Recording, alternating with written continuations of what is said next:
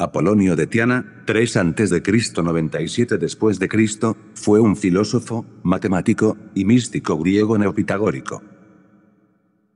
Apolonio de Tiana fue la más notable personalidad de este periodo, y fue testigo del reinado de una docena de emperadores romanos. Antes de su nacimiento, Proteo, un dios egipcio, se le apareció a su madre, y le anunció que encarnaría en el niño venidero. Siguiendo las indicaciones dadas en un sueño, ella se dirigió a un prado para recoger flores. Estando allí, una bandada de cisnes formó un coro a su alrededor, agitando sus alas y cantando al unísono. Mientras estaban ocupados en ello, y el aire era abanicado por un delicado céfiro, Apolonio nació. Un conjunto de tradiciones describe a Proteo como hijo de Poseidón, y como un rey de Egipto. Esta es una de las numerosas leyendas que se refieren a un personaje como hijo de un dios, y milagrosamente nacido de una virgen. Se dice que en su juventud Apolonio tenía un poder mental, y una belleza personal maravillosos, y hallaba su mayor felicidad en las conversaciones con los discípulos de los filósofos griegos Platón, Crisipo, y Aristóteles. Apolonio no comía ningún ser vivo, y se mantenía con frutas y productos de la tierra. Era un admirador y discípulo del filósofo y matemático griego Pitágoras, y asimismo miembro de la Hermandad Pitagórica, que era una escuela de pensamiento a la que también se la conocía como los pitagóricos. Afirmaban que la estructura del universo era aritmética y geométrica.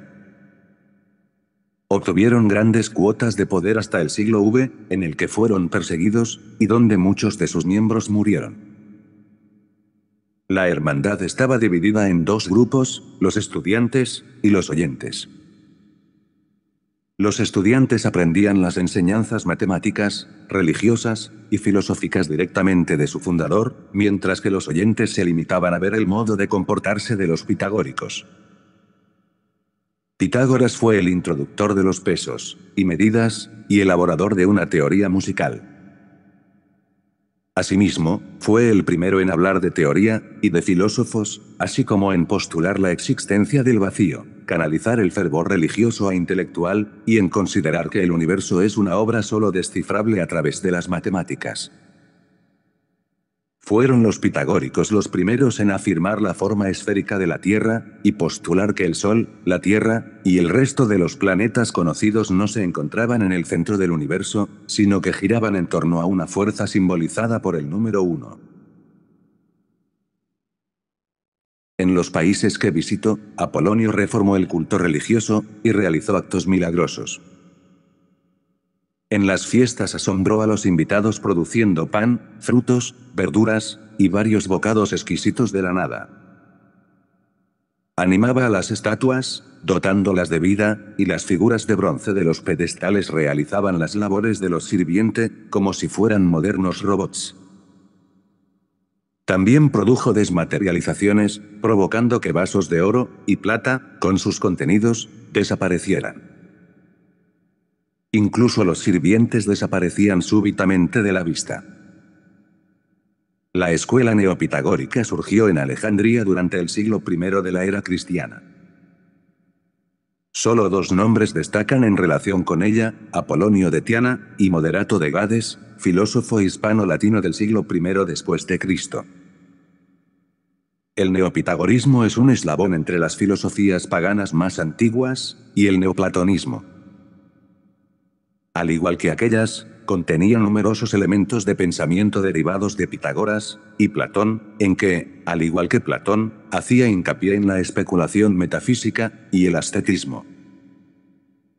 Varios autores han observado una semejanza notable entre el neopitagorismo y las doctrinas de los esenios, una comunidad dentro de las escuelas político-filosóficas en el judaísmo antiguo. Giuseppe Flavio describe a los esenios como judíos creyentes que vivían en comunidad, dedicados al estudio de las escrituras, pero también de la medicina y de otras ciencias. Se ponía especial énfasis en el misterio de los números, y es posible que los neopitagóricos tuvieran un conocimiento mucho más amplio de las verdaderas enseñanzas de Pitágoras del que se sabe en la actualidad. Incluso en el siglo I a Pitágoras se lo consideraba más un dios que un ser humano, y, aparentemente, se recurrió a reinstaurar su filosofía con la esperanza de que su nombre despertara interés por los sistemas de aprendizaje más profundos. Sin embargo, la filosofía griega había pasado el apogeo de su esplendor, y el grueso de la humanidad estaba abriendo los ojos a la importancia de los fenómenos físicos. El énfasis en los asuntos terrenales que empezó a imponerse posteriormente alcanzó su madurez de expresión en el materialismo y el comercialismo del siglo XX, aunque tuvo que intervenir el neoplatonismo, y tuvieron que pasar muchos siglos antes de que ello adquiriese forma definida. Si bien durante mucho tiempo se consideró fundador del neoplatonismo a Amonio Sacas, filósofo de Alejandría del siglo III, en realidad la escuela comenzó con Plotino, 205-270, filósofo griego neoplatónico, autor de las Eneadas, texto en que se proponen algunas preguntas para indagar lo que es el animal y el hombre, siendo el tema principal el alma. Entre los neoplatónicos de Alejandría, Siria, Roma y Atenas destacaron Porfirio, Jámblico, Salustio, Plutarco, Proclo, y el emperador romano Juliano, conocido como Juliano II o como el apóstata. El neoplatonismo fue el esfuerzo supremo del paganismo decadente por preservar para la posteridad su doctrina secreta, no escrita. Entre sus enseñanzas, el idealismo antiguo alcanzaba la máxima perfección. El neoplatonismo se interesaba de forma casi exclusiva por los problemas de la metafísica más elevada. Reconocía la existencia de una doctrina secreta que, desde la época de las civilizaciones más primitivas, se ocultaba en los rituales, los símbolos y las alegorías de las diversas religiones y filosofías. Se basaban en las instituciones de los misterios, escuelas secretas en cuyo profundo idealismo se iniciaron casi todos los primeros filósofos de la antigüedad. Como antes nos hemos referido a Proteo como anunciador del nacimiento de Apolonia, debemos decir que en la mitología griega Proteo es un dios del mar, una de las varias deidades llamadas por Homero en la Odisea anciano hombre del mar.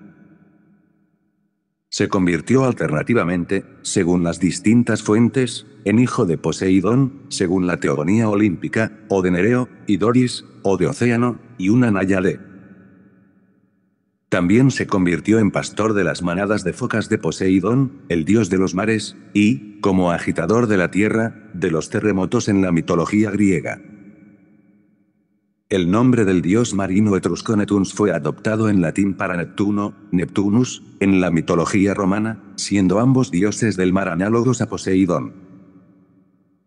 Las tablillas en Lineal B muestran que Poseidón fue venerado en Pilos y Tebas en la Grecia micénica de finales de la Edad del Bronce, pero fue integrado en el panteón olímpico posterior como hermano de Zeus y Hades. Poseidón tuvo muchos hijos, y fue protector de muchas ciudades helenas, aunque perdió la disputa por Atenas contra Atenea. Le fue dedicado un himno homérico. Proteo podía predecir el futuro, aunque cambiaba de forma para evitar tener que hacerlo, contestando solo a quien era capaz de capturarlo. Proteo aparece en las más antiguas leyendas como súbdito de Poseidón, y se lo describe como capaz de ver a través de toda la profundidad del mar. Según Homero, la arenosa isla de Faro, situada a un día de distancia del delta del Nilo, era el hogar de Proteo, por lo que también era llamado egipcio. Sin embargo, Virgilio menciona en lugar de Faro la isla de Cárpatos, entre Creta y Rodas, mientras que, según el mismo poeta, Proteo había nacido en Tesalia. Su vida es descrita como sigue: a mediodía salía del agua, y se dormía a la sombra de las rocas de la costa, rodeado de los monstruos de las profundidades. Quien desease forzarle a predecir el futuro estaba obligado a atraparle en ese momento, pues de hecho tenía el poder de adoptar cualquier forma posible para así evitar la obligación de profetizar, pero cuando veía que sus esfuerzos no le llevaban a nada retomaba su apariencia habitual, y decía la verdad. Cuando había finalizado su profecía, regresaba al mar. A veces se representa a Proteo viajando por el mar en un carro tirado por un hipocampo, una criatura mitológica, mitad caballo, mitad criatura marina.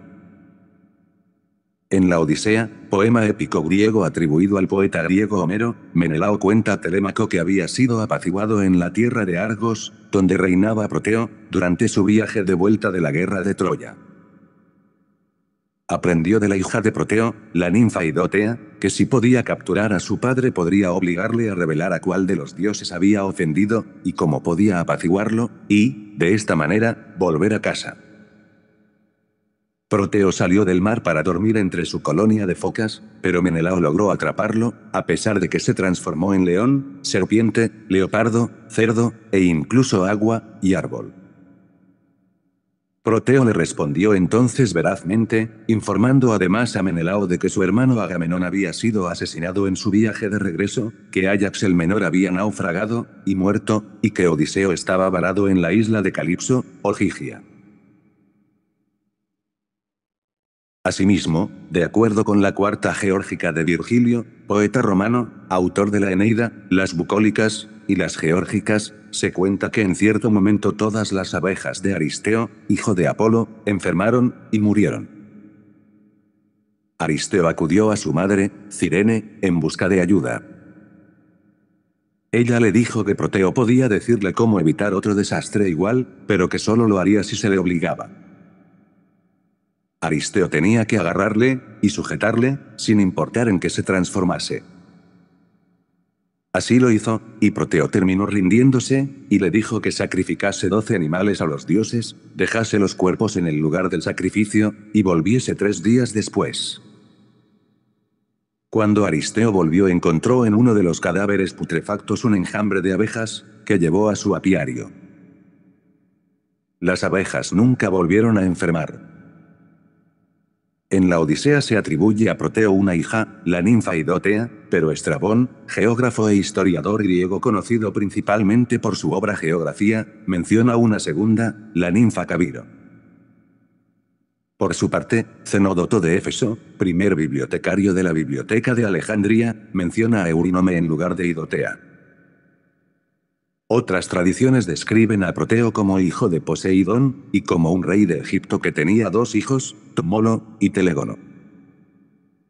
Sin embargo, Diodoro Sículo, historiador griego del siglo I a.C., observa que solo los griegos le llamaban Proteo, y que los egipcios le llamaban Cetes. Su esposa se llamaba Sama Teotorone, según distintas versiones. Y, además de los anteriores, Teuclímeno y Teónoe, o Ido, son igualmente mencionados como hijos suyos.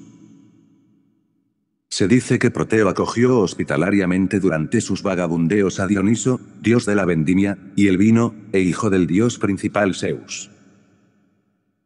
Asimismo se cuenta que Hermes llevó a Proteo a Helena de Troya tras su rapto. Helena era considerada hija de Zeus, y era pretendida por muchos héroes debido a su gran belleza. Fue seducida o raptada por París, príncipe de Troya, lo que originó la guerra de Troya. Otras versiones dicen que el propio Proteo la tomó de París, entregó a este un fantasma, y devolvió la auténtica Helena a Menelao tras su regreso de Troya. La historia también cuenta que Proteo era originalmente un egipcio que viajó a Tracia, donde se casó con una tal Torone, que también es el nombre de una ciudad de la Calcídica. Pero como sus hijos con ella, Tmolo y Telégono, empleaban mucha violencia con los extraños, Proteo rezó a su padre Poseidón, y le pidió que lo llevase de vuelta a Egipto. Poseidón abrió así una sima en la tierra en Palene, y lo guió de vuelta a Egipto por un pasaje bajo el mar. Otro personaje llamado Proteo es mencionado por Apolodoro de Atenas, gramático, historiador y mitógrafo griego, como uno de los 50 hijos del rey Egipto. Apolonio de Tiana pretendía descender de los antiguos fundadores de Tiana, una ciudad de Capadocia que recibió el nombre del rey tracio Toas, llamado también el rey de los Tauros. Está situada al pie de los montes Tauro, cerca de las puertas de Cilicia, y en la orilla de un río afluente del Lamos. Tiana es la ciudad mencionada en archivos hititas como Tuganwa. Durante la época del Imperio Hitita a mediados segundo milenio antes de Cristo, Tuanúa fue uno de los principales asentamientos de la región junto con Upisna, Landa, Saasara, Urasana y Kuniyahuanni.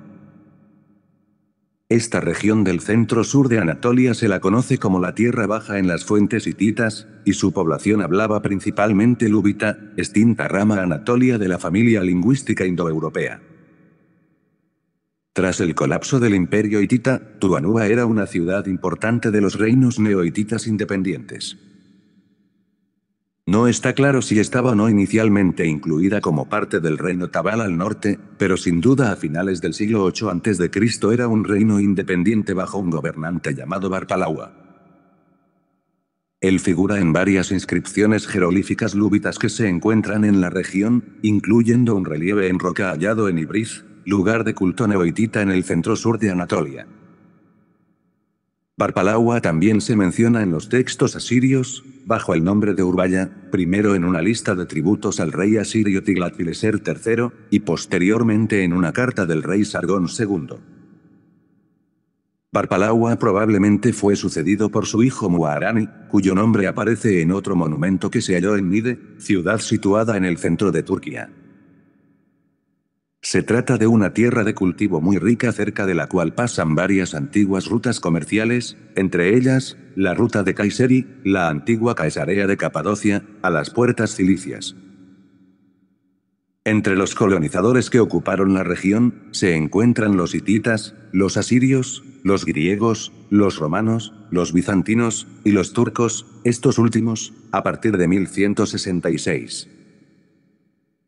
Apolonio era un niño prodigio, y cuando, a la edad de 14 años fue llevado a estudiar con Eutidemo, profesor de retórica en Tarso, sintió tal disgusto al ver la relajación de costumbres de aquella ciudad, que consiguió que su padre le permitiera trasladarse a un pueblo vecino. Siguiendo el ejemplo de la mística de Pitágoras, cuyas doctrinas había abrazado, solo se alimentaba de legumbres, se abstenía del vino, y de las mujeres, daba sus bienes a los pobres, y vivía en los templos. Su estilo de vida, y su lenguaje críptico pero que, a la vez, propiciaba una enseñanza moral, hicieron tal impresión que Apolonio no tardó en verse rodeado de numerosos discípulos. Se dice que fue admirado por los brahmanes de la India, los magos de Persia, y los sacerdotes de Egipto. En la tradición religiosa hinduista, el brahmana es el miembro de la casta sacerdotal, la más importante de las 4 existentes, y que está formada por los sacerdotes y los asesores del rey. En la época védica, antes del siglo V a.C., los sacerdotes eran los encargados exclusivos de cantar los himnos del Rig Veda para la realización de los sacrificios. El canto de esos himnos estaba prohibido para alguien que no fuera brahmana. El permiso para cantarlo se transmitía de padres a hijos. Por otro lado, los magi eran miembros de una tribu persa antigua que se encargaba de las prácticas religiosas y los ritos funerarios. Cuando la tribu se convirtió al zoroastrismo, los 3 imperios persas reconocieron en los magi a los guardianes del legado de Zaratustra. A medida que se expandían sus conocimientos sobre el mundo, los magos de Persia incluyeron elementos de Babilonia como la astrología, la magia y la demonología. Sus ritos religiosos involucraban diferentes sustancias, desde miel y leche hasta aceite y ramas de tamarisco. Los cánticos y rezos también han sido una parte fundamental en sus hechizos, y posteriormente los magos occidentales se inspirarían en estos procedimientos para llevar a cabo sus prácticas esotéricas. Hacia el siglo I la imagen de los magos pasó a relacionarse directamente con los hombres sabios. Los reyes magos mencionados en la Biblia respondían a la definición original del término mago, ya que se trataba de sacerdotes persas. En Hierápolis, en Éfeso, en Esmirna, en Atenas, en Corinto, y en otras grandes poblaciones de Grecia, Apolonio apareció como preceptor del género humano, visitando los templos, corrigiendo las costumbres, como los sacrificios de animales para los dioses, y predicando la reforma de todos los abusos.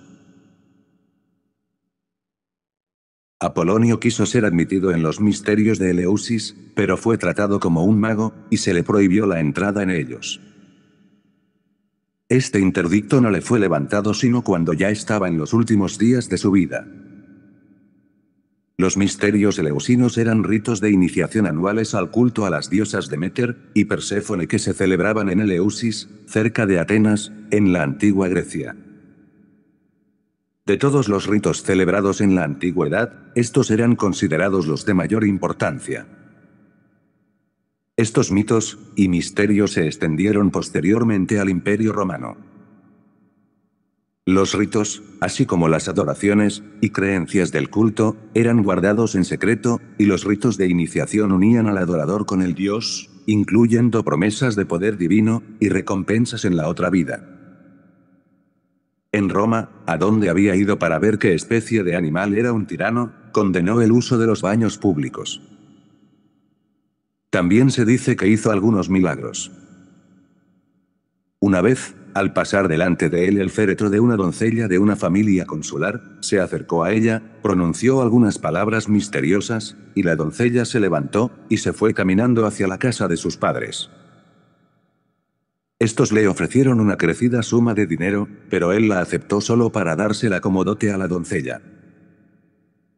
Otro día encontró una multitud que observaba aterrada un eclipse de sol en medio de una fuerte tormenta.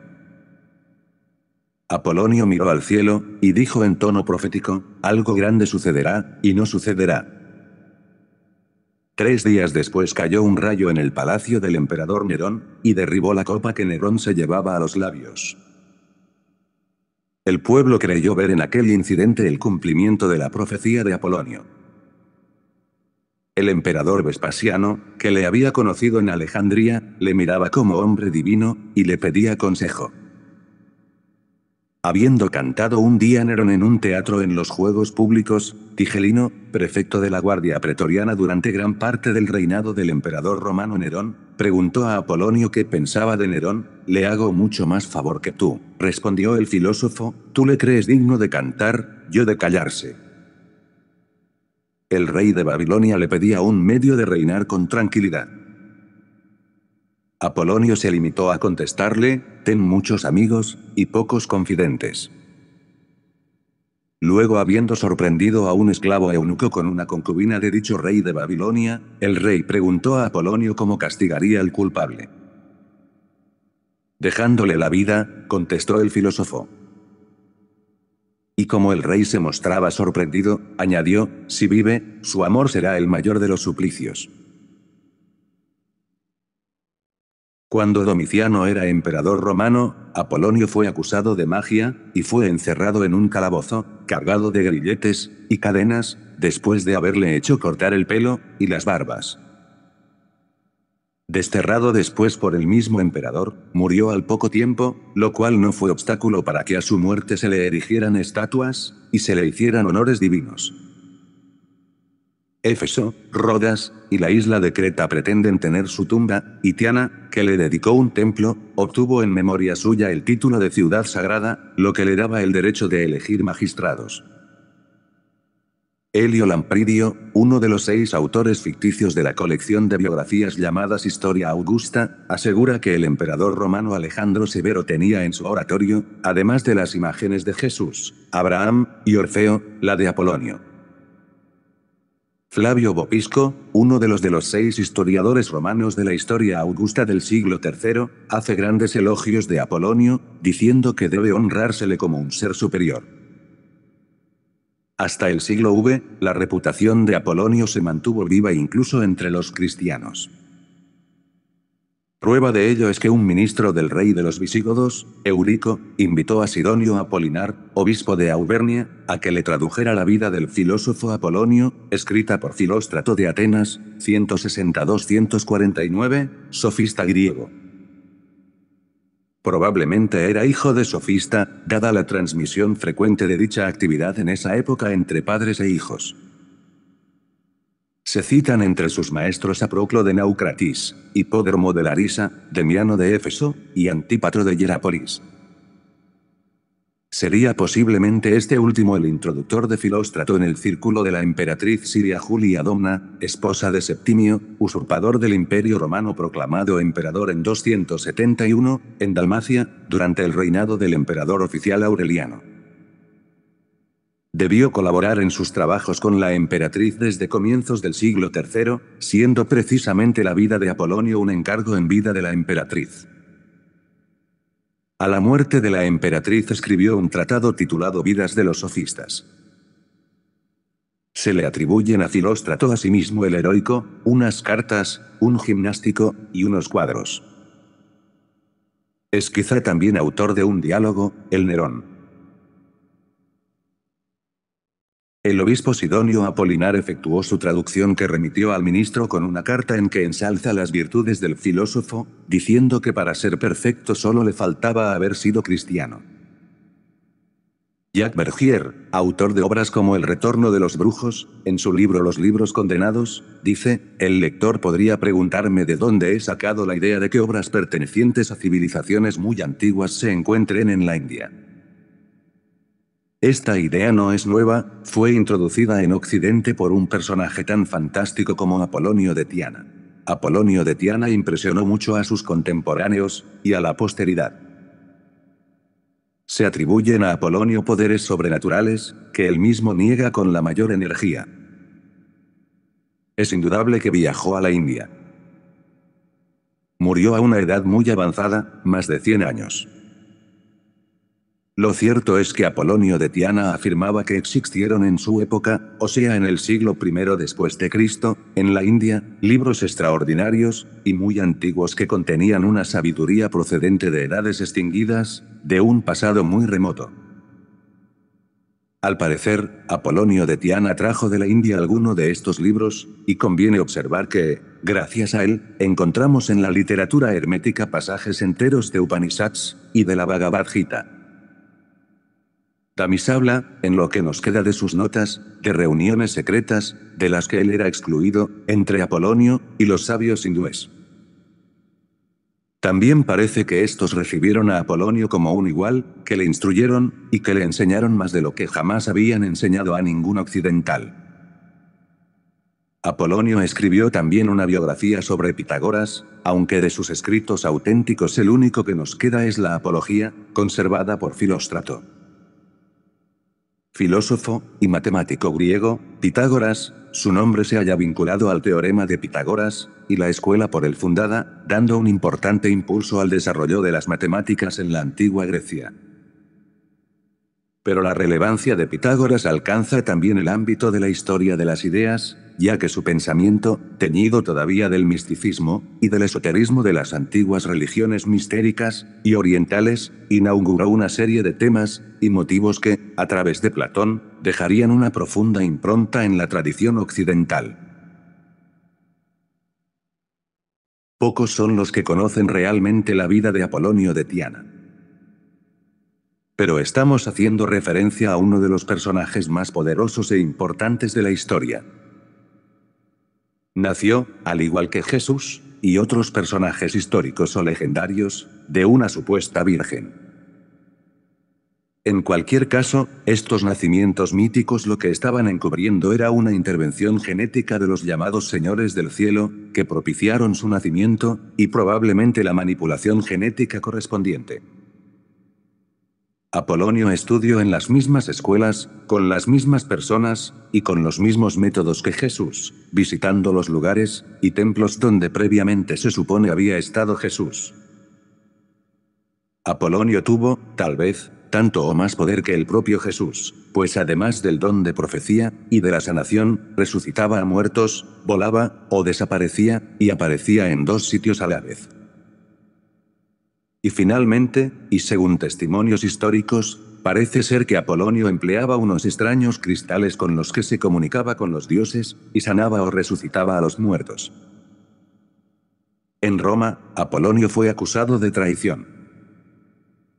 Pero cuando lo llevaron ante el acusador, este desplegó el rollo en el que había sido escrita la imputación, y quedó sorprendido al ver que estaba completamente en blanco. En otra ocasión, encontrándose en un cortejo fúnebre, dijo a los asistentes, coloquen el féretro, y yo secaré las lágrimas que ustedes han vertido por la doncella. Tocó a la joven mujer, profirió unas palabras, y la muerta resucitó. Estando en Esmirna, fue convocado a Éfeso, a unos 76 kilómetros de aquella ciudad, donde se había producido un brote de rabia. Inmediatamente ya se encontraba milagrosamente en Éfeso.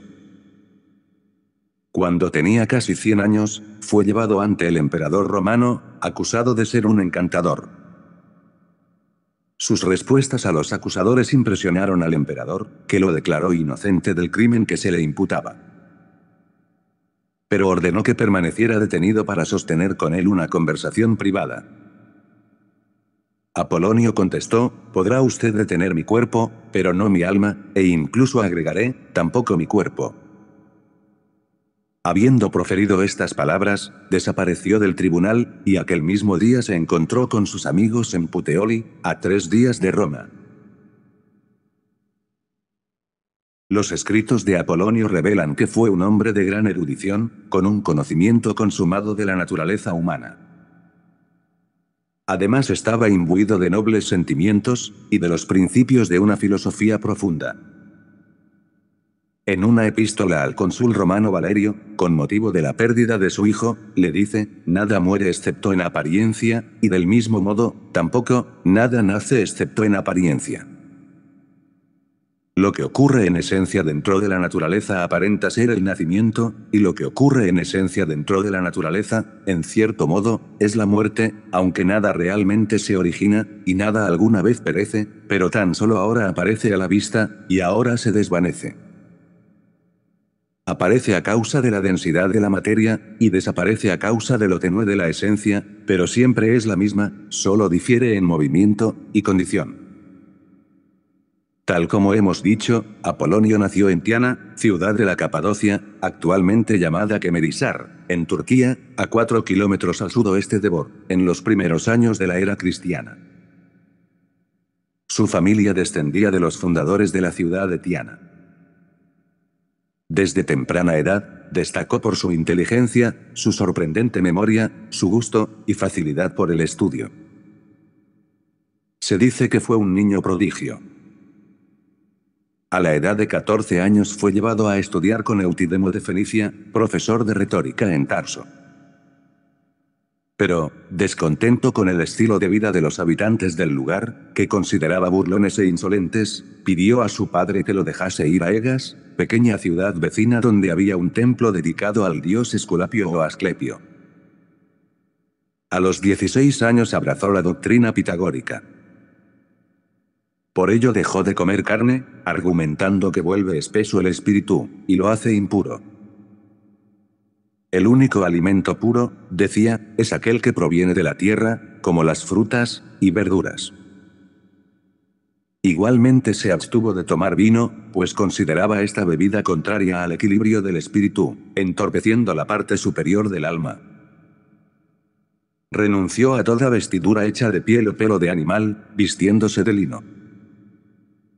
Iba descalzo o con sandalias de corteza, se dejó crecer el pelo, y se fue a vivir a un templo consagrado al dios Esculapio. Tras la muerte de su padre, y al llegar a la mayoría de edad, Apolonio heredó una fortuna considerable a la que renunció, quedándose con lo estrictamente necesario para sus desplazamientos y alimentación. Repartió los bienes entre su hermano y algunos familiares, explicando que llevaría una vida de asceta, y por tanto nunca formaría un hogar. Su género de vida, y su lenguaje sentencioso y críptico hicieron tal impresión que no tardó en verse rodeado de numerosos discípulos. Por ello se dice, tal como ya hemos indicado antes, que fue admirado por los brahmanes de la India, los magos de Persia, y los sacerdotes de Egipto.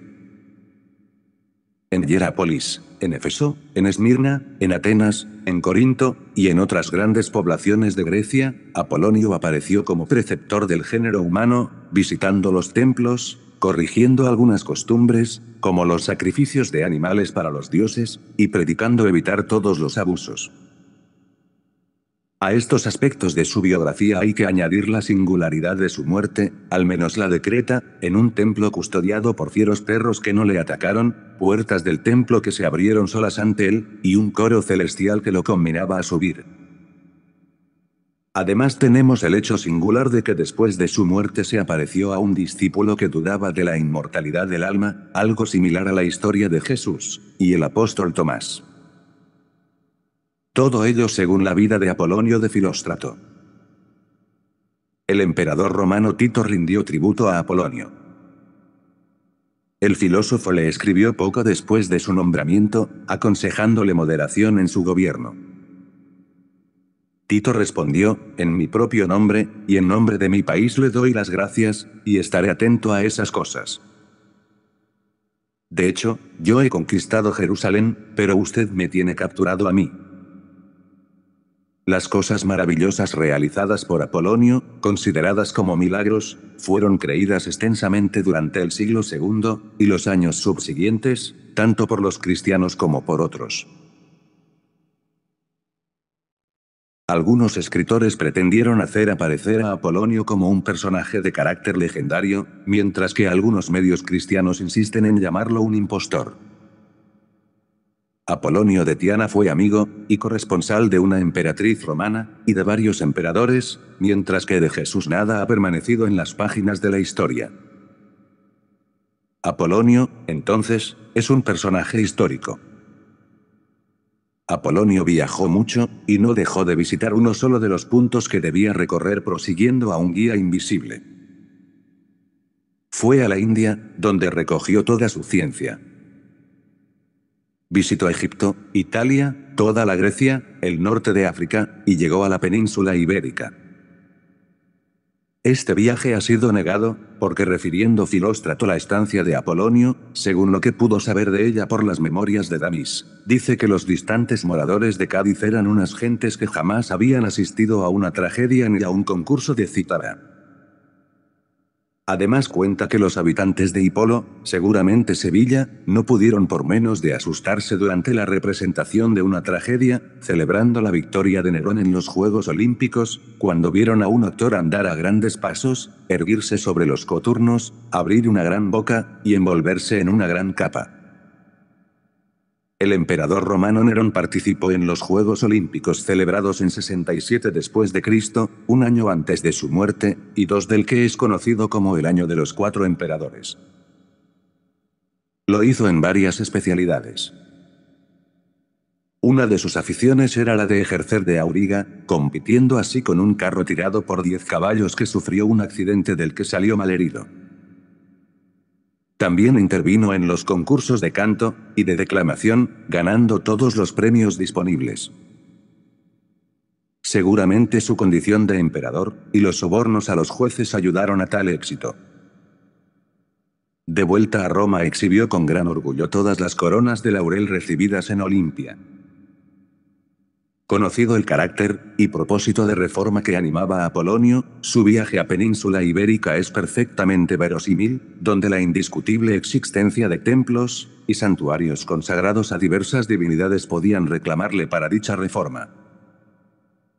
La existencia en Cádiz de un templo de Hércules y la naturaleza excepcional de su culto debían reclamar a Apolonio. El culto gaditano tenía muchas semejanzas con el culto ideal que perseguía Apolonio.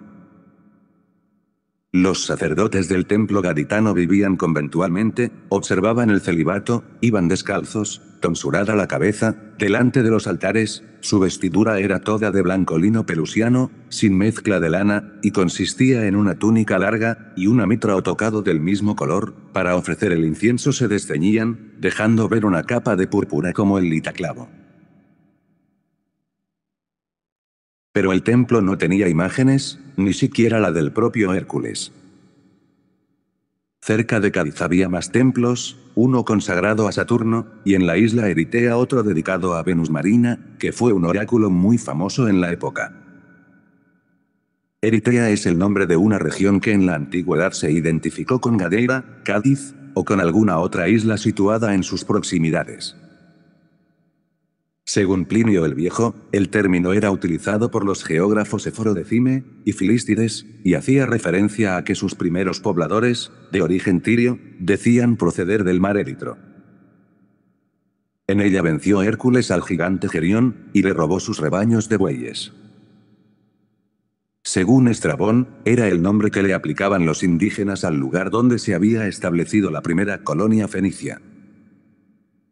La ciudad ha desaparecido por la explotación de sus canteras, y la erosión marina, y debía de extenderse desde el castillo de Santa Catalina hasta la punta del Nao, donde parece se encontraba el templo.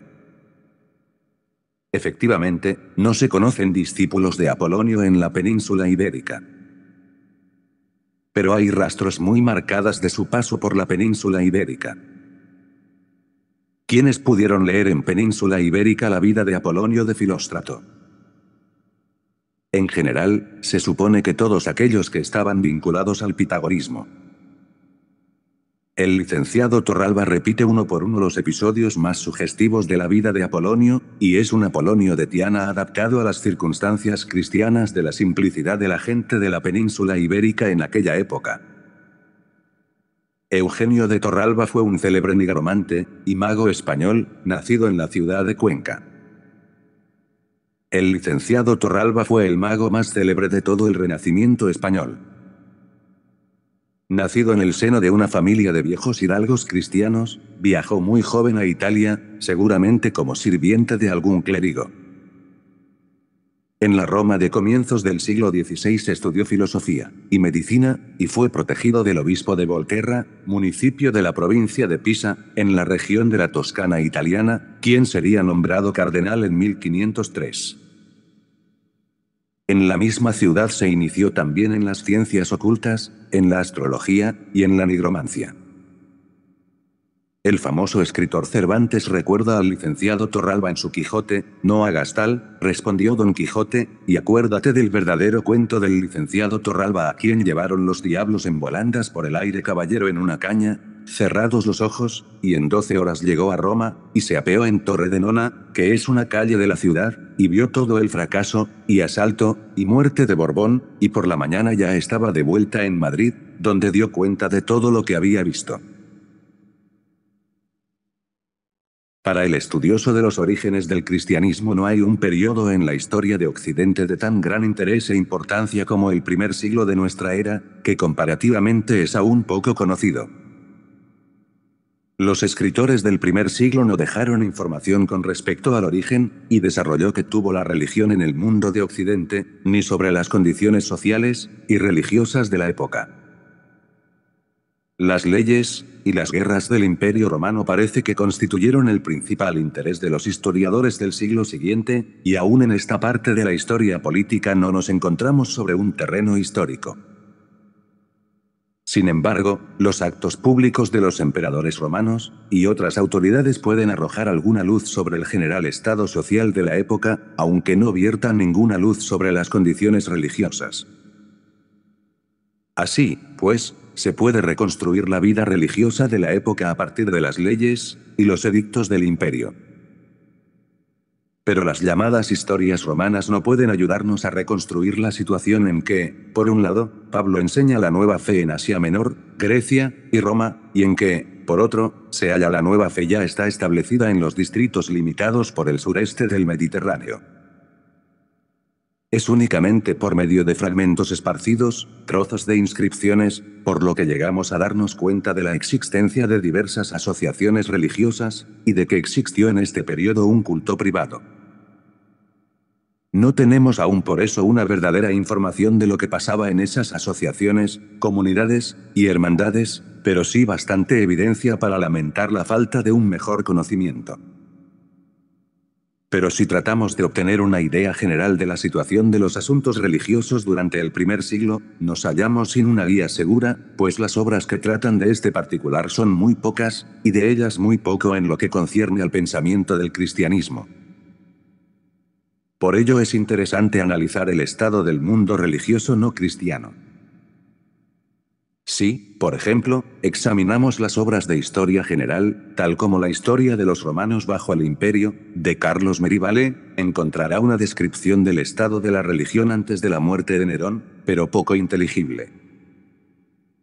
Si observamos las obras de los últimos escritores de la historia de la Iglesia que han tratado particularmente esta cuestión, hallará que están ocupados en la relación entre la Iglesia cristiana y el Imperio romano, y que únicamente, de un modo incidental, suministran alguna información adicional.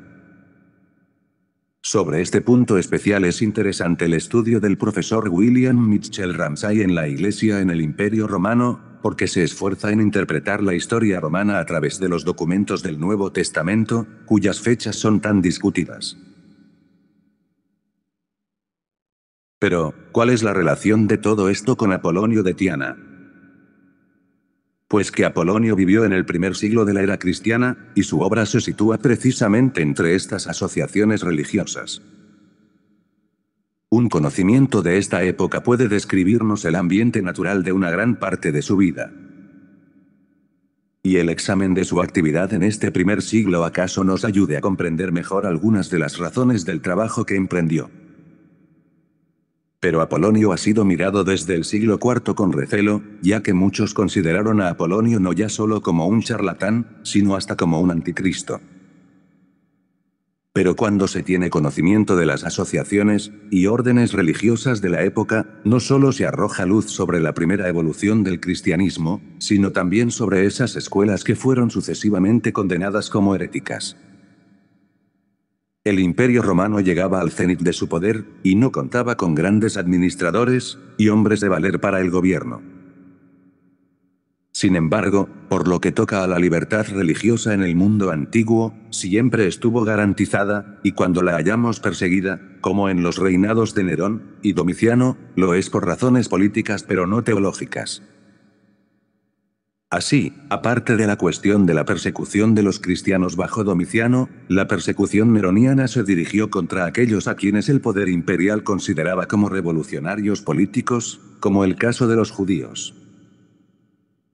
Del mismo modo, cuando vemos a filósofos encarcelados o desterrados de Roma bajo esos dos emperadores, no lo fueron porque fueran filósofos, sino porque el objetivo de algunos de ellos era la restauración de la República, por lo que fueron acusados de conspirar contra el emperador. Apolonio, sin embargo, fue un ardiente defensor del régimen monárquico. Cuando decimos que algunos filósofos deseaban restaurar la República, hemos de recordar que la inmensa mayoría de los mismos se apartaban de la política, y este fue especialmente el caso con los discípulos de las escuelas religioso-filosóficas. En el dominio de la religión es cierto que los cultos del Estado romano y las instituciones estaban en una situación lamentable, por lo que Apolonio consagró mucho tiempo a tratar de purificar unas y otras. Su esfuerzo influyó, en general, sobre las instituciones religiosas del Estado, donde todo era superficial, pues no hallándose la vida religiosa en los cultos oficiales, y en las instituciones antiguas, no producían una verdadera satisfacción de las necesidades religiosas del pueblo, por lo que dicho pueblo se aficionaba a los cultos privados, ansioso de sumergirse bajo la ola del entusiasmo religioso que venía desde el Oriente. Las asociaciones religiosas, hermandades y clubes fueron de toda clase y condición, como tenemos en nuestros días con las sociedades masónicas, filantrópicas y otras por el estilo. Estas asociaciones religiosas no fueron privadas en el sentido de que no las mantuviese el Estado, sino en el de que la mayor parte de ellas eran secretas, y por esta razón es tan difícil investigarlas. Entre ellas abundaban las de un carácter más elevado, como las de los misterios frigios, báquicos, de Isis y de Mitra, que se extendieron por las distintas áreas del Imperio romano. Se califica como religión mistérica o religión de misterio a aquella que intenta transmitir el conocimiento a través de la experiencia. Presenta entonces ciertos misterios que no se plantea explicitar, toda vez que los detalles doctrinales han de conocerse a través de la experiencia iniciática ritual, y no mediante la palabra. Más que una religión es un modo de vivir una religión, existiendo a lo largo de la historia de las religiones muchas que pueden encajar en este tipo. El secretismo y exclusivismo de algunas de estas religiones mistéricas conlleva una serie de ritos iniciáticos, y frecuentemente un periodo de preparación y de pruebas, antes de aceptar a un nuevo adepto en la comunidad. Estas ceremonias recibían el nombre de misterios. Sus orígenes parecen remontarse hasta el Neolítico. Y en cuanto a la procedencia, tampoco es seguro que sea oriental. Se ha afirmado que las religiones mistéricas parecen surgir en la antigüedad egipcia, en relación con los dioses Isis, Serapis y Anubis. También se observa su existencia en religiones frigias, como el mitraísmo, así como en el culto a Atis y Cibeles. Los misterios egipcios parecen ser los más antiguos, y los de Isis y Osiris llevados a Roma bajo este nombre, dieron sin duda nacimiento a las tres grandes iniciaciones llamadas misterios órficos, misterios eleusinos y misterios samotracios. Se observa en la cultura helenística de la antigua Grecia, siendo ya evidente su existencia antes del 600 a.C. en los cultos mistéricos de Eleusis, y en los de Dionisos y las Bacantes. En Grecia comenzaron a tener muchos seguidores las religiones mistéricas del Oriente Próximo, como los dioses frigios, Cibeles, Atis, Sabacio, Mitra, o los egipcios, Anubis. Sin embargo, algunos expertos puntualizan que el culto a estas divinidades no muestra características mistéricas en sus lugares de origen, sino que parece adquirir estas características al llegar a Grecia. Algunos autores opinan que el éxito y la expansión de las religiones mistéricas se debían a que la mitología grecorromana clásica no implicaba al individuo en sus creencias, mientras que las religiones mistéricas acogían al creyente, proporcionándole protección y promesa de felicidad. Las religiones mistéricas se extendieron desde Grecia hacia la totalidad del Imperio Romano, a pesar de los esfuerzos de varios emperadores por evitarlo, entre los que destacó Augusto. Poco después, con Tiberio, el protagonismo de las religiones mistéricas era una realidad inevitable. Durante la época imperial romana ocurrió un fenómeno de sincretismo religioso entre los cultos latinos y los de divinidades procedentes de África y Oriente. En Roma, por ejemplo, los misterios eleusinos, cuyo origen se remonta a la antigua Grecia, fueron introducidos bajo el nombre de misterios de Ceres, tomando otros nombres particulares según los lugares en que se celebraban. Asimismo prosperaron los cultos de Hermes Trismegisto y de Asclepio, con antecedentes egipcios aunque helenizados. Los misterios eleusinos, aunque estuvieron bajo la égida del Estado romano, como culto del Estado fue muy superficial. Estos grandes tipos de misterios religiosos tuvieron grandes y varias diferencias entre sí. Sabemos, por ejemplo, que se consideraba que el ciudadano de Atenas debía iniciarse en las eleusinas, y por eso la prueba no podía ser muy dura. El Dr. K. H. E. De Jong, en su obra de Apuleio y Sacorum Mysteriorum Teste, muestra que una de las formas de iniciación del candidato era por medio del sueño, lo que indica algún tipo de telepatía. Lo elevado de estas instituciones misteriosas despertó el entusiasmo de la gente más ilustrada de la antigüedad, por lo que fueron elogiadas por los grandes pensadores y escritores de Grecia y Roma. Por ello, podemos pensar que el iniciado hallaba en ellas la satisfacción que necesitaba para sus necesidades religiosas.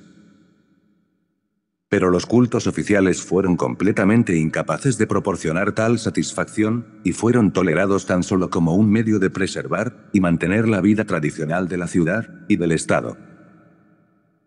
Los ciudadanos más virtuosos de Grecia eran miembros de las escuelas pitagóricas, tanto hombres como mujeres.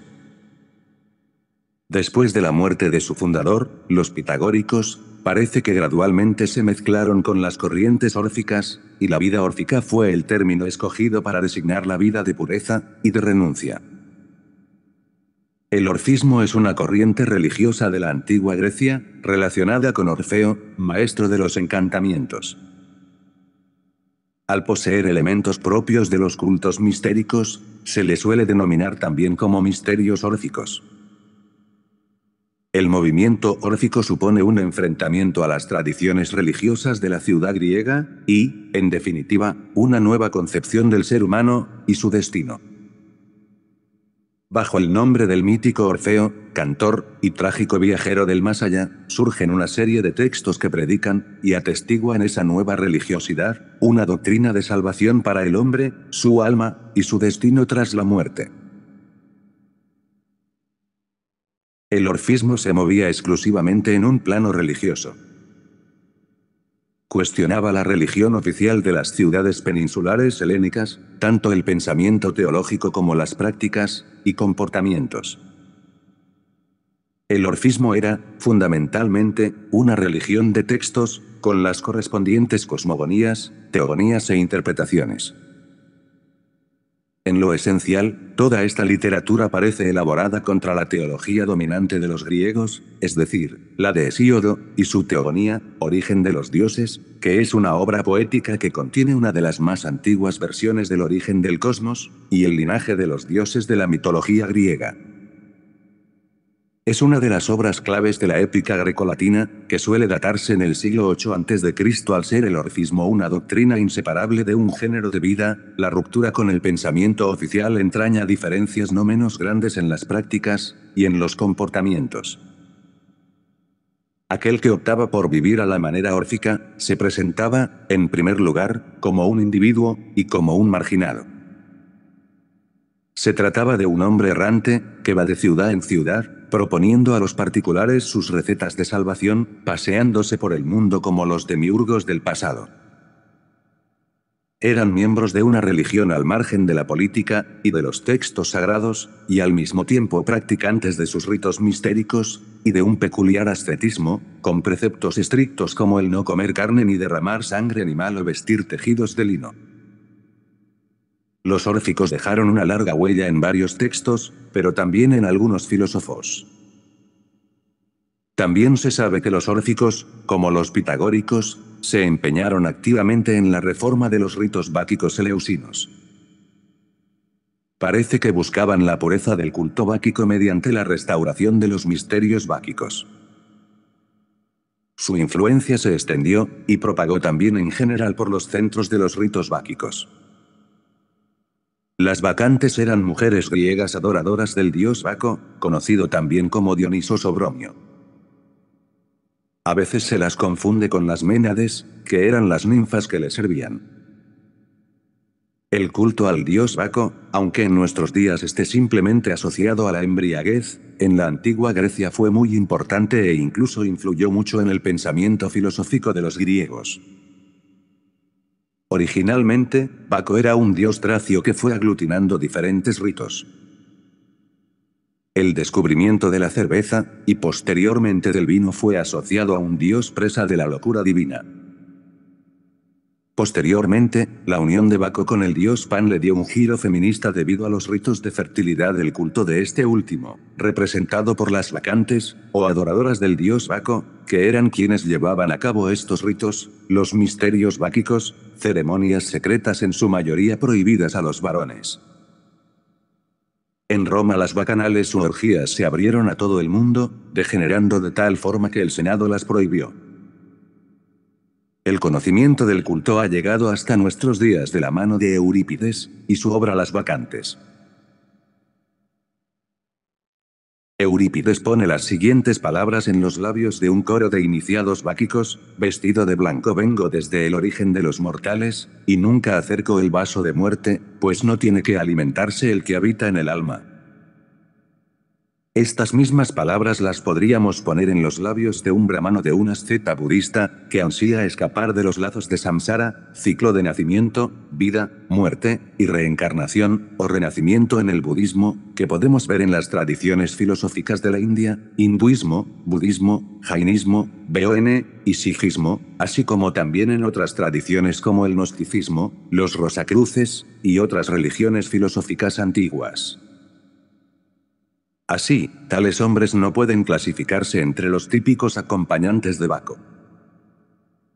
Puede decirse quizá que Eurípides, los pitagóricos y los órficos no dicen nada respecto del primer siglo de nuestra era, pues todo lo bueno que hubo en tales escuelas y comunidades había cesado hacía ya mucho tiempo. Filón de Alejandría, también llamado Filón el judío, 15 a.C., 45 d. C. Fue uno de los filósofos más renombrados del judaísmo durante el período helenístico. Escribiendo cerca del año 25 después de Cristo, nos cuenta que en sus días numerosos grupos de hombres, a quienes solo guiaba una vida religiosa, abandonaron sus bienes apartándose del mundo, y se aplicaron por completo a adquirir la sabiduría y el cultivo de la virtud, para lo que se retiraron a la soledad. En su tratado sobre la vida contemplativa escribe, estas clases naturales de hombres se hallan en muchas partes del mundo habitado, ya en Grecia, ya fuera de ella, consagradas al bien perfecto. En Egipto los hay en cada provincia o nomo, como ellos dicen, y especialmente en los alrededores de Alejandría. Podemos deducir que si hubo tantas personas consagradas a la vida religiosa en ese tiempo, aquel primer siglo no fue uno de los más depravados. Pero no todas estas comunidades tuvieron un mismo origen, ni todas fueron herederas de los terapeutas o de los esenios. Los terapeutas, curar o servir, fue un grupo judío en la diáspora, similar a los esenios. El nombre proviene de las pretensiones del grupo de curarse de las enfermedades del alma, y cuyo ejemplo podía servir para curar a los demás. Filón de Alejandría es el primero en hablar de ellos en su obra sobre la vida contemplativa. Los primeros cristianos les confundieron como los primeros monjes cristianos, y la historiografía actual opina que eran una secta judía. Los esenios eran los miembros de una secta judía, establecida probablemente desde mediados del siglo II a.C. tras la revuelta macabea, una rebelión judía, que tuvo lugar de 167 a 160 a.C., dirigido por los macabeos, movimiento judío de liberación, contra el imperio seleucida, y la influencia helenística en la vida judía. La existencia de los esenios hasta el siglo I está documentada por distintas fuentes. Sus antecedentes inmediatos podrían estar en el movimiento asideo, un partido religioso judío durante la época de la dominación seleucida, 197 a 142 a.C., que era un imperio helenístico, es decir, un estado sucesor del imperio de Alejandro Magno. Estudiando los distintos herederos de las doctrinas de las escuelas clasificadas como gnósticas, y analizando los tratados de las escuelas herméticas, podemos deducir que en la primera centuria la confrontación entre la vida religiosa y la filosófica fue grande y variada. Pero no puede afirmarse que el origen de las comunidades terapeutas de Filón o de las esenias de Filón y Josefo mostrasen una influencia órfica o pitagórica.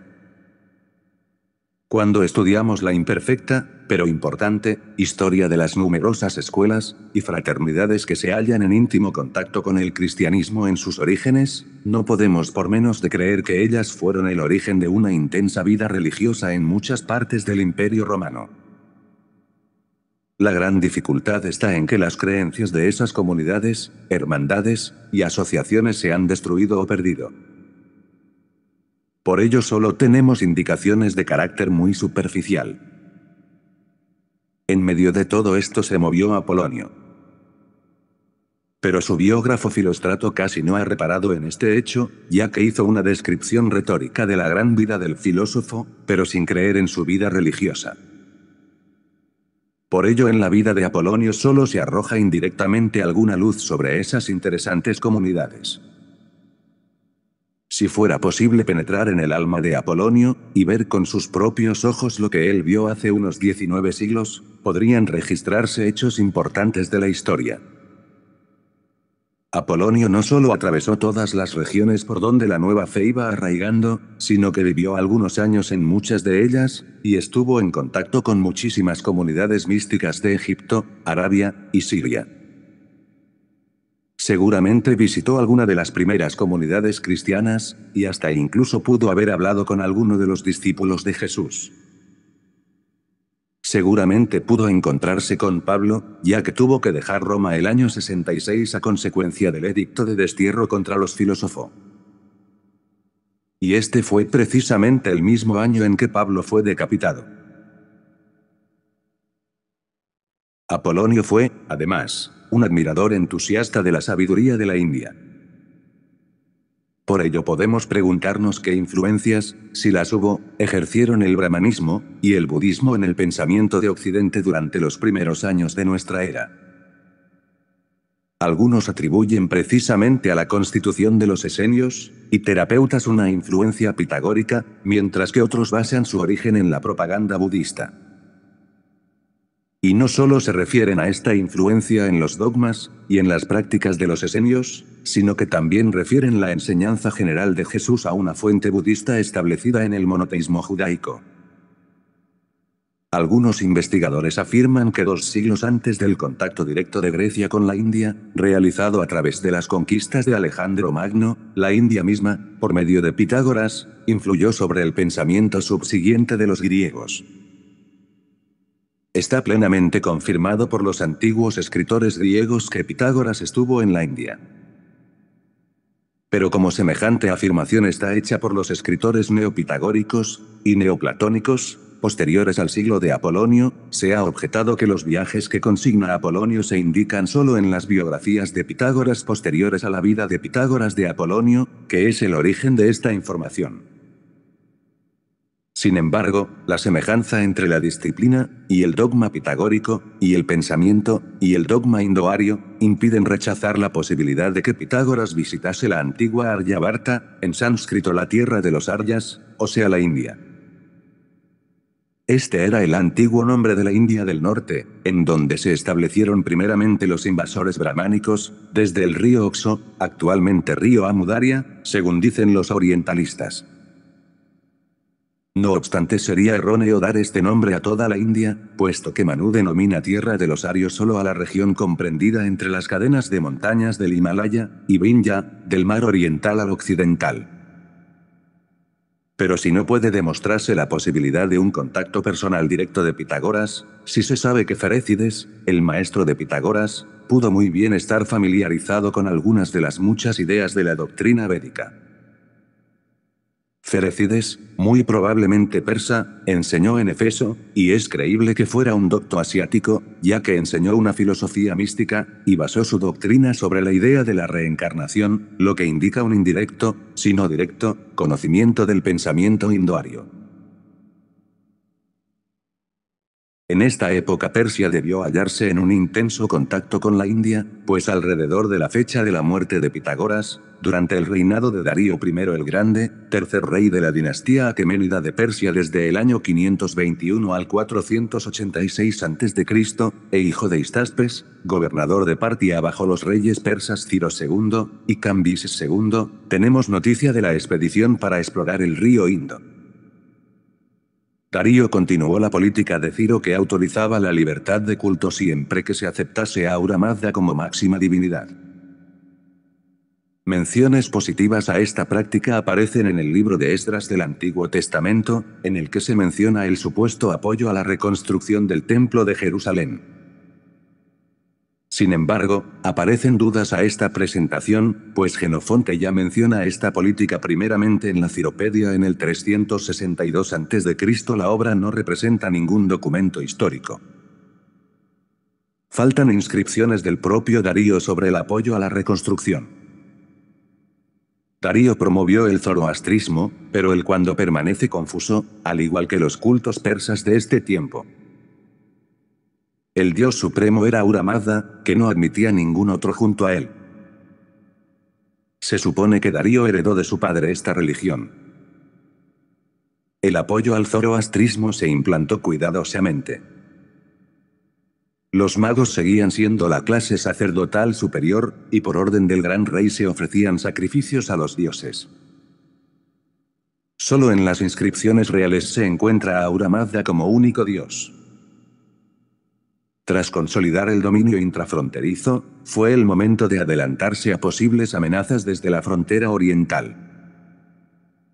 Por lo que el área de los Satágidas, una satrapía del antiguo imperio aqueménida, que corresponde a la zona de montañas entre Irán y Pakistán, se anexionó definitivamente al imperio persa, cuyas tropas avanzaron hasta el valle del Indo, que pudo asimismo ser completamente avasallado. Especialmente valiosa para esta campaña de conquista demostró ser la región Gandhara, reconocida como la tribu india más valiente, y bajo dominio persa desde hacía mucho tiempo. El Valle del Indo no era solo políticamente interesante. En sus fértiles llanuras había muchas ciudades ricas, y del río mismo se obtenía polvo áureo. Más lejos podía entonces establecerse comercio ilimitado con el interior subcontinental indio. Una impresión del interés comercial lo demostró el viaje de Escílax de Carianda, quien unos 200 años antes había navegado la costa del Golfo Pérsico desde Nearchos, para demostrar su utilidad para el comercio marítimo. Más tarde navegó también la península arábiga hasta Egipto. El historiador y geógrafo griego Heródoto, que vivió entre el 484 y el 425 a.C., afirma que en la región del Penjab se formó la 20ª satrapia de la monarquía persa en la India. Tropas indias combatieron también en los ejércitos de Jerjes, invadiendo la Tesalia, y combatiendo en la batalla de Platea, la última batalla terrestre de la Segunda Guerra Médica, que consistió en una invasión persa de la antigua Grecia, que duró 2 años. Mediante esta invasión, el rey aqueménida Jerjes I pretendía conquistar toda Grecia. Desde el tiempo de Alejandro Magno en adelante, hubo un constante y directo contacto entre Aryavarta, la India aria, y los reinos de los sucesores del conquistador del mundo. Algunos escritores griegos escribieron acerca de este país del misterio, pero en todo lo que ha llegado hasta nosotros no hay más que una vaga indicación del pensamiento de los filósofos de la India. Pero el que los brahmanes permitiesen en aquel tiempo que sus libros sagrados fuesen leídos por los jonios, el nombre genérico dado a los griegos por los indos, es contrario a todo lo que sabemos de su historia.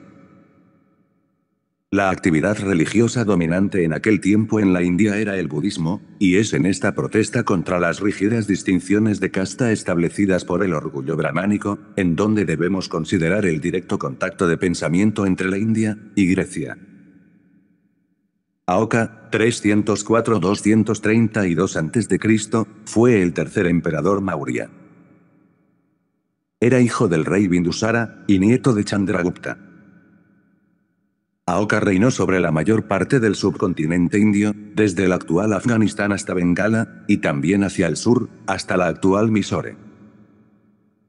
Alrededor de 260 a.C., Asoka emprendió una destructiva guerra contra el estado de Kalinga, y lo conquistó, cosa que no había logrado ninguno de sus antecesores. Después de presenciar las matanzas de la guerra, Asoka se convirtió gradualmente al budismo. Luego envió misioneros a Antíoco II de Siria, a Ptolomeo II de Egipto, a Antígono Gonatas de Macedonia, a Magas de Cirene, y a Alejandro II de Epiro. Pero es extraordinario que no tengamos un testimonio directo de esa gran actividad misionera. A pesar de la carencia absoluta de toda información directa sobre las fuentes griegas, parece que no tuvieron gran relevancia pública la actuación de esos misioneros en Occidente. Pero la respuesta a esta cuestión está escondida en la obscuridad de las comunidades religiosas. No obstante, no podemos asegurar que las comunidades ascéticas de Siria y Egipto se fundaran por esos misioneros del budismo. Antes, ya en la misma Grecia, hubo comunidades, no solo pitagóricas, sino que las hubo órficas, y sobre esta base se cree que Pitágoras desenvolvió las comunidades suyas, en base a las existentes o estableciendo algunas completamente nuevas. Y si existieron en Grecia, es aún más razonable suponer que tales comunidades ya existían en Siria, Arabia y Egipto, puesto que estas regiones eran más dadas a los ejercicios religiosos que los helenos. Con todo, es creíble que en tales comunidades, si hubo alguna misión budista, hallarían una favorable acogida. Pero es evidente que no dejaron una huella directa de su influencia. Sin embargo, por el mar, y por las rutas de las grandes caravanas pudieron establecerse líneas de comunicación entre la India y el imperio de los sucesores de Alejandro Magno. Si hubiésemos podido hojear un catálogo de la lamentablemente destruida gran biblioteca de Alejandría, quizás hubiéramos hallado manuscritos indos entre los rollos y pergaminos de la biblioteca. Hay, en verdad, frases en los más antiguos tratados de literatura hermética, de Hermes Trismegisto, que presentan semejanzas con frases de los Upanishads y del Bhagavad Gita, lo que lleva a creer que sus autores estaban familiarizados con el contenido de estas dos obras brahmánicas. La literatura hermética tuvo su génesis en Egipto, y principalmente debe fijarse en el siglo I de nuestra era, la época de Apolonio. Es aún más sorprendente la semejanza entre la metafísica mística del doctor gnóstico Basílides, que vivió al fin del I siglo, y comienzo del segundo de nuestra era, y las ideas del Vedanta hindú.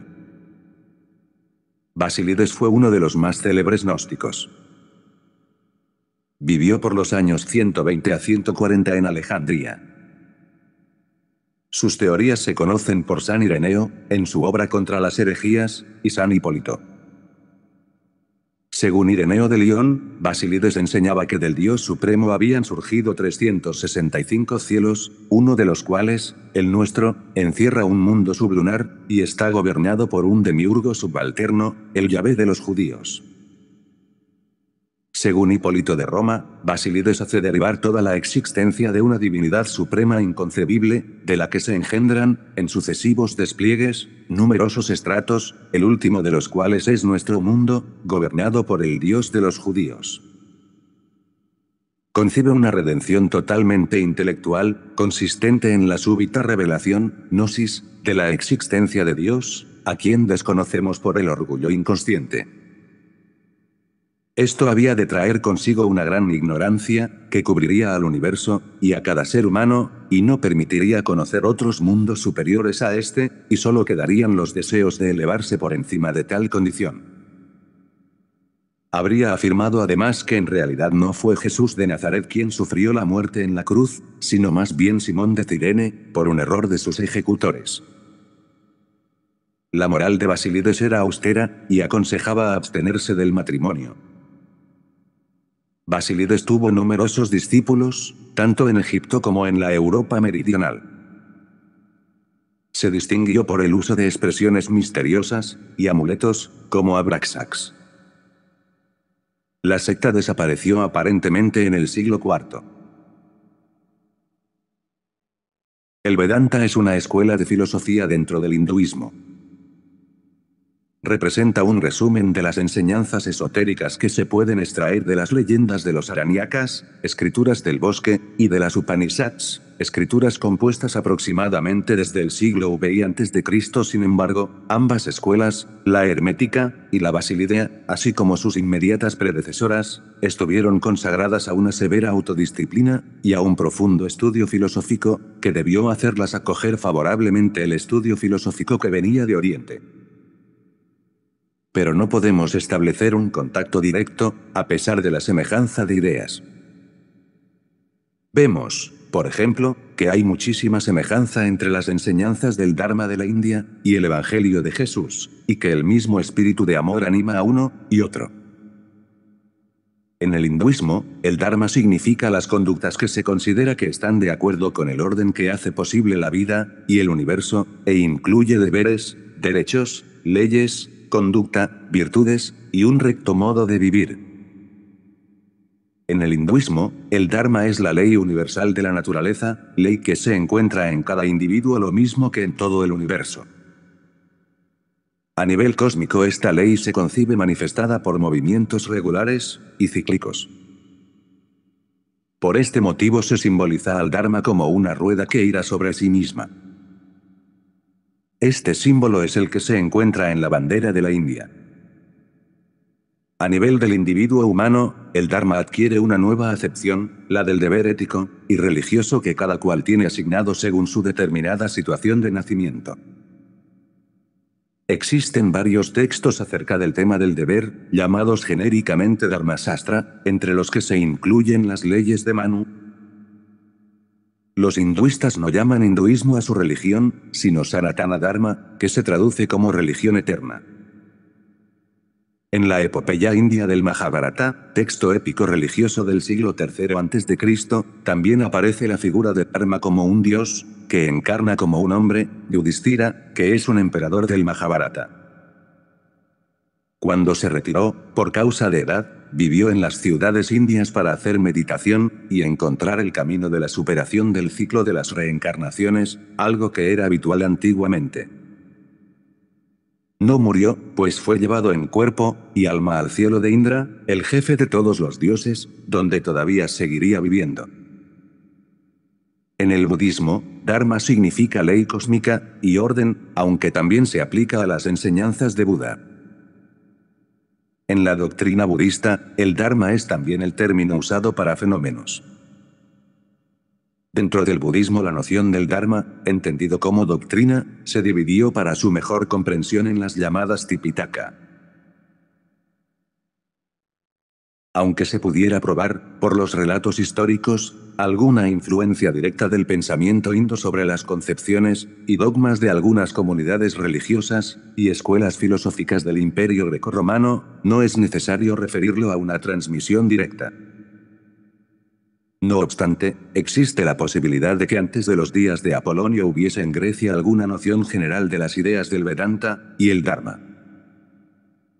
En el caso del propio Apolonio, la idea de que trajo alguna ciencia de la India parece haber estado muy extendida entre las comunidades e instituciones religiosas del Imperio Romano.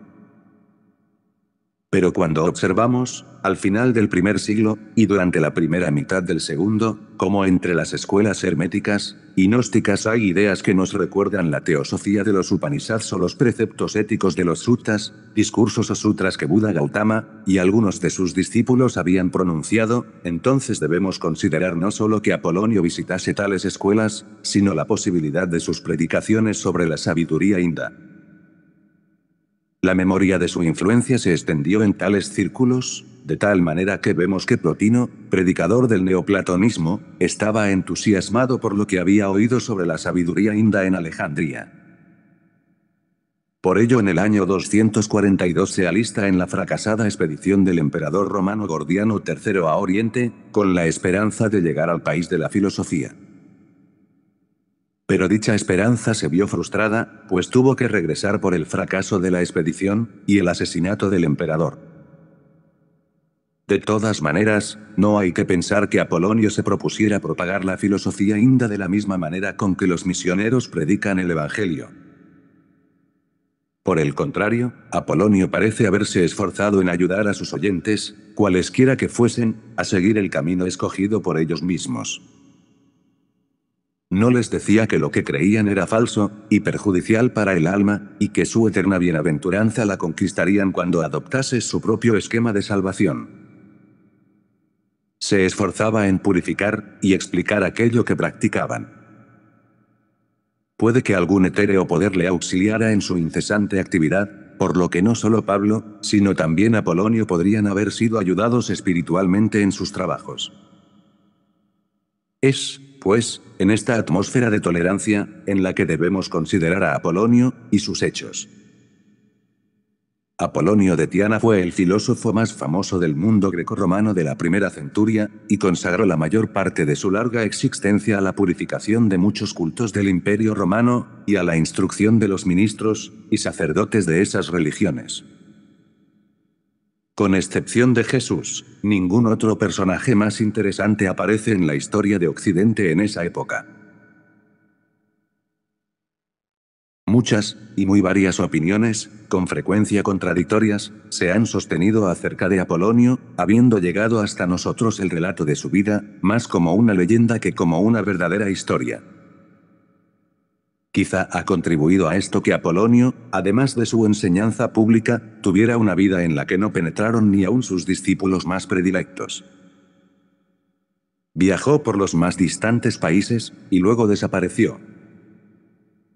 Penetró en lo más íntimo de los templos sagrados, y en los círculos secretos de las distintas comunidades, de las que decía que encerraban un misterio o se servían de él para urdir alguna historia fantástica para los ignorantes.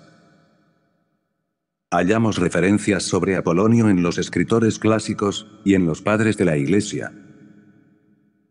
Así, Luciano, escritor de la primera mitad del siglo II, tiene como protagonista de una de sus sátiras al pupilo de un discípulo de Apolonio. Y Apuleyo, un contemporáneo de Luciano, clasifica a Apolonio al mismo nivel que Moisés y Zoroastro entre los más famosos magos de la antigüedad. Hay una obra titulada Questiones et Responsiones ad Ortodoxos, atribuida a Justino Mártir, que vivió en el siglo II, y que fue uno de los primeros apologistas cristianos. En esta obra hallamos el siguiente extraño párrafo, comillas: si Dios es el hacedor y autor de la creación, como los objetos consagrados de Apolonio tienen poder en los varios órdenes de la creación. Pues vemos que detienen el furor de las olas, el poder de los vientos, la invasión de las sabandijas, y los ataques de las fieras. Dion Casio, en su obra Historia Romana, afirma que el emperador romano Caracalla honró la memoria de Apolonio con un monumento.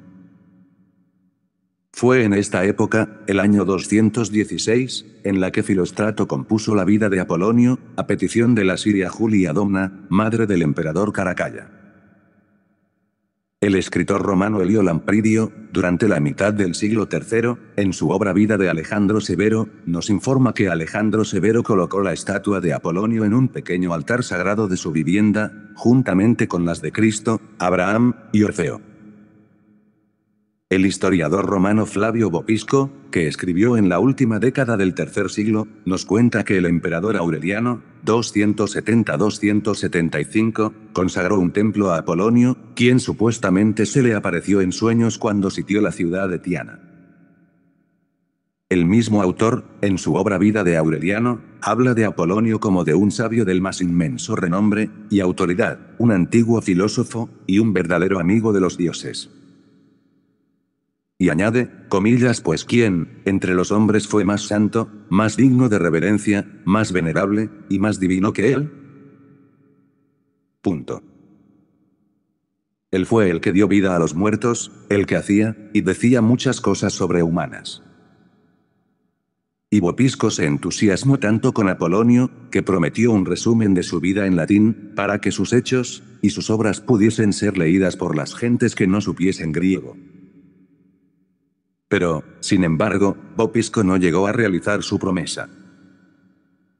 Por esta misma época Sotérico, poeta épico egipcio que escribió algunas historias poéticas en griego, y que vivió en la última década del siglo III, y Nicómaco de Gerasa, filósofo y matemático neopitagórico, escribieron biografías de Apolonio. Posteriormente, el escritor romano Tascio Victoriano escribió otra biografía basada en las notas de Nicómaco. Ninguna de estas biografías, sin embargo, ha llegado hasta nosotros. También en los últimos años del siglo III y primeros del IV, es cuando los filósofos neoplatónicos griegos Porfirio y Jámblico componen sus tratados sobre la vida de Pitágoras y su escuela. Ambos mencionan a Apolonio como una de sus autoridades, y las 30 primeras secciones de Jámblico se refieren a Apolonio. Hierocles, filósofo además de gobernador de Palmira, Bitinia y Alejandría, hacia el año 305 escribió una crítica sobre las pretensiones de los cristianos en 2 libros titulados La verdad sobre los cristianos y El amigo de la verdad. El autor parece haberse basado en gran parte en obras anteriores de Porfirio, pero oponiendo las obras milagrosas de Apolonio a la pretensión de los cristianos de obrar milagros como una prueba de la divinidad de Jesús. Hierocles utilizó en su tratado la vida de Apolonio de Filóstrato. Al pertinente criticismo de Hierocles respondió inmediatamente Eusebio de Cesarea, considerado padre de la historia de la Iglesia, ya que sus escritos están entre los primeros relatos de la historia del cristianismo primitivo, con un tratado que aún se conserva, titulado Contra Hierocles. Eusebio admite que Apolonio fue un hombre sabio y virtuoso, pero niega en cambio que haya pruebas suficientes para atribuirle los hechos milagrosos que se cuentan de él, y plantea que en dichos milagros, si los hubo, tomó parte el demonio. El tratado de Eusebio examina atentamente los relatos de Filóstrato con espíritu crítico. Pero Eusebio ponía en duda lo que era extraño a su comprensión, y consideraba como blasfematorio criticar los supuestos milagros de Jesús. La vida de Apolonio se consideró como un plagio pagano de la vida de Jesús. Pero no hay una sola palabra en la obra de Filóstrato que indique que estuviera familiarizado con la vida de Jesús. Filóstrato escribió la historia de un hombre excelente y sabio, que hacía maravillas. Firmiano Lactancio, escritor latino y apologista cristiano, que escribió cerca de 315 de nuestra era, atacó también al tratado de Hierocles. Lactancio dice que Hierocles enumera muchas enseñanzas secretas del cristianismo, y que algunas veces señala como si hubiera existido en tiempos pasados una instrucción parecida. Pero es inútil, dice Lactancio en su obra Divina Instituciones, que Hierocles se empeñase en presentar a Apolonio haciendo hechos tan grandes como los de Jesús, pues los cristianos no creen que Cristo es Dios porque haya hecho maravillas, sino porque concurren en él todas las circunstancias anunciadas por los profetas. Arnovio de Sica, retórico pagano, y, tras una tardía conversión, polemista cristiano del siglo IV, fue maestro de Lactancio. Sin embargo, en su obra Versus Nationes clasificaba a Apolonio entre los magos, tales como Zoroastro, y otros. Curiosamente los padres de la Iglesia, sin embargo, omiten a Moisés de entre la lista de magos. Pero después de esta controversia se verificó un cambio de opinión entre los padres de la Iglesia, pues aunque a fines del siglo IV Juan Crisóstomo, patriarca de Constantinopla, y considerado por la Iglesia católica uno de los 4 grandes padres de la Iglesia de Oriente, en su obra Versus Judes llama a Apolonio impostor y malhechor, y declara que todos los incidentes de su vida son una farsa incalificable. Jerónimo de Estridón, por lo contrario, después de leer a Filóstrato, escribe que en Apolonio hallará cualquiera algunas cosas que aprender, y que le parece que debió de ser un buen hombre. Al comienzo del siglo V, esforzándose en ridiculizar la comparación entre Apolonio y Jesús, Agustín de Hipona, santo, padre y doctor de la Iglesia católica, dice que el carácter de Apolonio fue muy superior al atribuido al dios Júpiter en cuanto a virtud. Antes, en su búsqueda incansable de respuesta al problema de la verdad, Agustín pasó de una escuela filosófica a otra sin que encontrara en ninguna una verdadera respuesta a sus inquietudes. Finalmente abrazó el maniqueísmo creyendo que en este sistema encontraría un modelo según el cual podría orientar su vida. Varios años siguió esta doctrina, y finalmente, decepcionado, la abandonó al considerar que era una doctrina simplista que apoyaba la pasividad del bien ante el mal. Cerca de la misma fecha hallamos también a Isidoro de Pelusio, discípulo de Juan Crisóstomo, negaba que hubiera algo de verdad en la suposición de que Apolonio de Tiana se consagrara en muchas partes del mundo a la salvación de sus habitantes.